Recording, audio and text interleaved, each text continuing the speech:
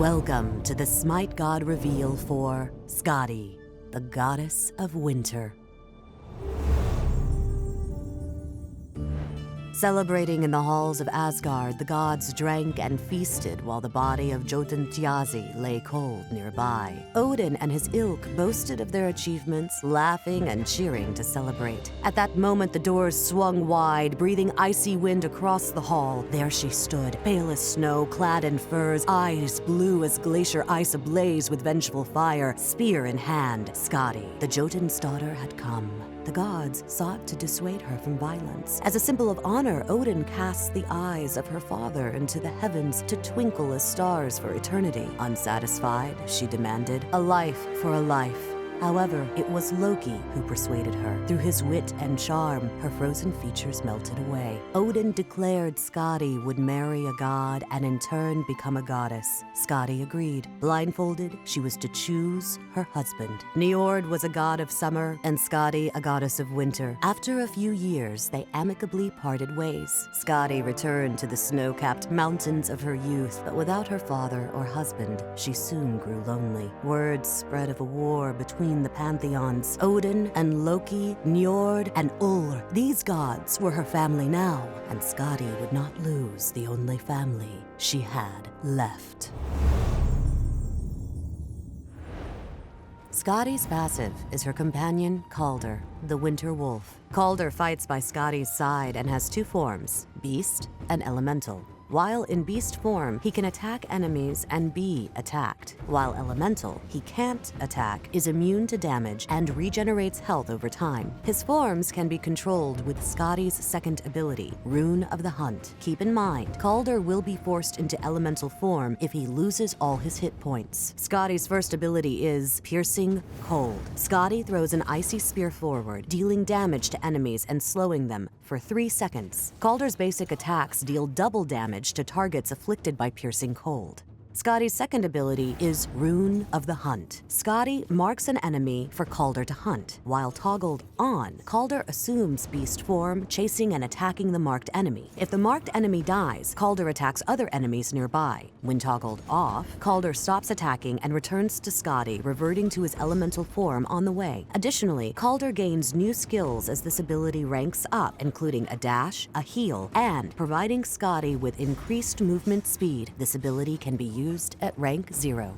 Skadi's third ability is Permafrost. Skadi freezes the ground for 5 seconds at a target location. The frozen area deals damage to enemies who set foot on it and causes gods to lose control of their movement as they slide across. Skadi's movement speed increases by 25% while standing on the area. When triggered, snowstorms surround both Skadi and Kaldr. Enemies in range become rooted, and Kaldr is restored to full health. Kaldr also gains full damage immunity for the full duration of the ability. The storms persist for 5 seconds while dealing damage to enemies every 0.5 seconds. One of your standard combinations will be to send Kaldr onto a target about to be hit by piercing cold. By sending out Kaldr first, you will give Kaldr time to get to the target by the time piercing cold hits, allowing Kaldr to do more damage to his prey. The additional damage may mean enemies will need to simply run rather than trying to damage Kaldr to get him away. Since enemies caught on your permafrost will slide in a straight line, they will be easy pickings for basic attacks and your piercing cold skill shot. Use the time they are moving predictably to guarantee some damage, or use it to spread out enemies for your benefit. While seemingly obvious that you would want to send Kaldr onto a target before ulting, knowing how your enemy will play with a giant wolf running at them is important. By sending Kaldr out, but not ulting until the last possible moment before he becomes elemental, you can get enemies to spend precious time attacking Kaldr, which will be wasted time once you ultimate. You may also encourage melee gods to get close to try and kill Kaldr, only to be rooted once the ultimate happens. Skadi is a hunter who excels at kiting enemies, avoiding damage by always staying a good distance away. Kaldr allows Skadi to control where the enemy wants to move, while Permafrost controls how enemies move, and Piercing Cold slows enemy movement, giving a good Skadi player some seriously good positioning tools. Pair her with characters that can help peel for her if the kiting isn't enough, such as Geb or Kepri, or characters who can make use of the Permafrost movement, like Anhur or Poseidon.